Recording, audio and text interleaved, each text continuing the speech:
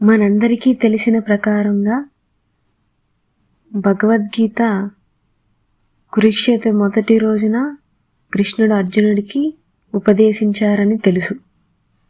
కానీ కురుక్షేత్ర యుద్ధం నుండి 11వ రోజున ఆ రోజున భగవద్గీత జయంతిగా మనం జరుపుకుంటున్నాం. కానీ ఎందుకంటే గీత స్వామి ఉపదేశించిన రోజున ప్రపంచాన్ని స్తంభింపజేసి అర్జునుడికి మాత్రమే చెప్పారు. కానీ అది బయటికి వచ్చినది ఎలా అంటే, కురుక్షేత్ర యుద్ధం మొదలైన 11వ రోజున భీష్ముడు పడిపోయారు. అయితే ఆ వార్త ధృతరాష్ట్ర మహారాజుకి తెలిసింది. అది తెలిసిన వెంటనే సంజయుడికి అసలు ఏం జరిగింది కురుక్షేత్ర యుద్ధం మొదటి నుండి నాకు చూసి చెప్పు అని అన్నారు.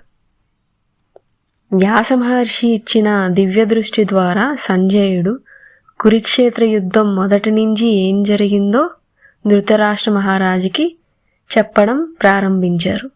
అదే మన భగవద్గీత అధ్యాయంలో మొదటి శ్లోకం ధృతరాష్ట్రం నుంచి స్టార్ట్ అవుతుంది, సంజయుడు చెప్తున్నట్టుగా. ఆ విధంగా మోక్షద ఏకాదశి రోజున భగవద్గీత జయంతిగా మనం చేసుకుంటున్నాం అన్నమాట. అంటే ఆ రోజునే ప్రపంచానికి అందిన రోజు కాబట్టి. ఈ మోక్షద ఏకాదశి మార్గశీర్ష మాసంలో శుక్లపక్షంన వస్తుంది. ఈ సంవత్సరం డిసెంబర్ 1న పడింది. కాబట్టి అందరూ భగవద్గీత పఠనం చేస్తారని కోరుకుంటున్నాను. సర్వే జన సుఖినో భవంతు. హరే కృష్ణ కృష్ణ కృష్ణ హరే హరే, హరే రామ రామ రామ హరే హరే. జై శ్రీమన్నారాయణ. Like, share, subscribe.